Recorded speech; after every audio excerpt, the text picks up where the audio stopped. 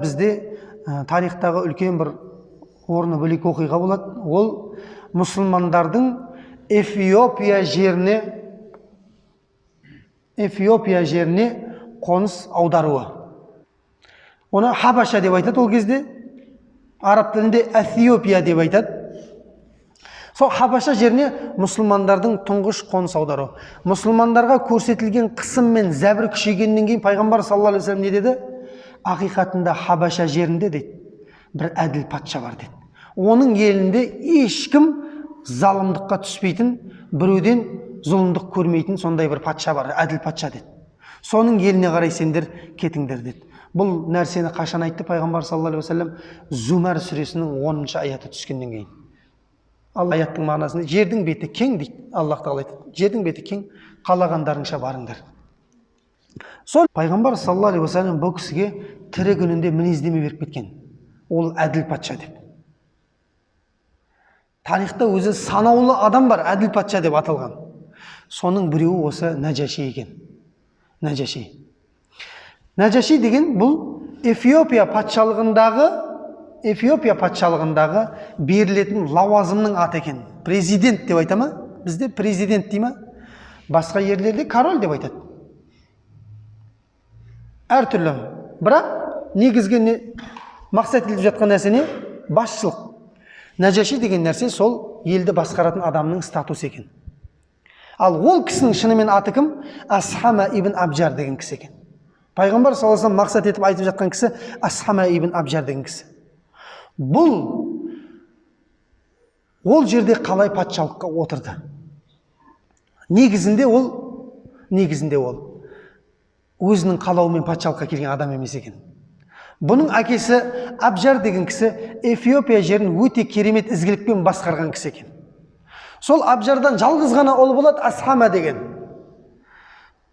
Осы Асхама кішкентай кезінде сол елдің үлкендері жиналып, мына ертең Абжар өлетін болса, одан кейін елді басқаратын оның ұрпақтары жоқ.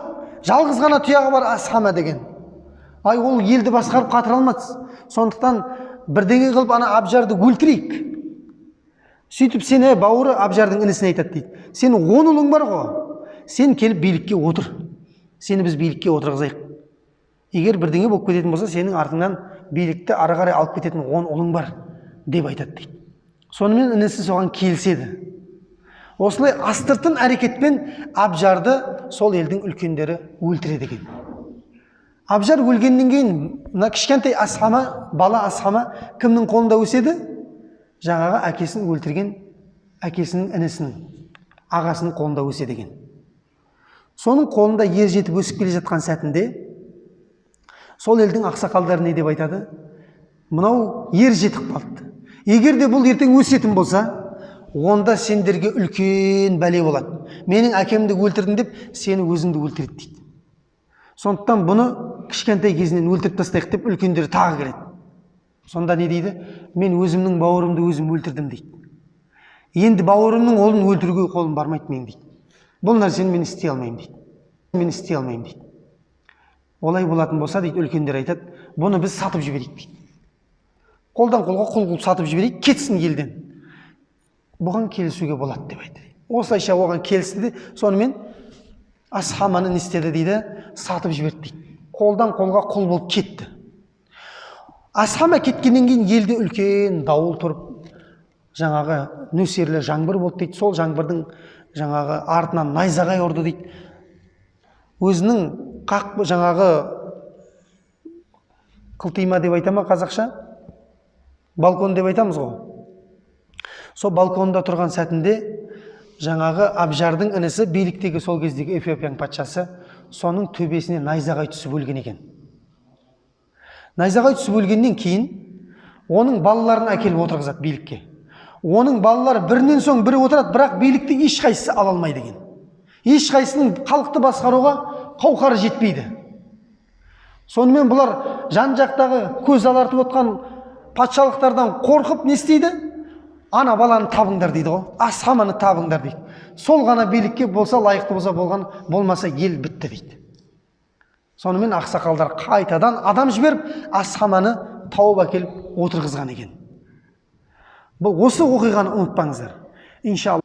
Эфиопияға жасалған екінші хижрет, сол кездегі Хабаша, қазіргі Эфиопия мемлекетіне жасалған екінші хижрет туралы айтып жатқан болатынбыз.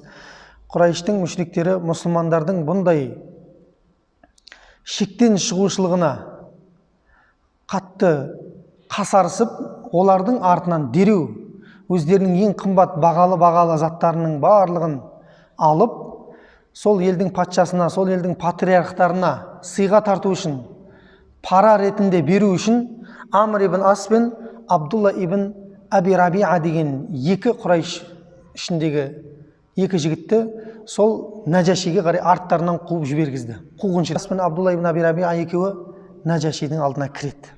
Ал мұсылмандар 83 еркек, 18 әйел болып, бұлар келіп қойған Эфиопияға.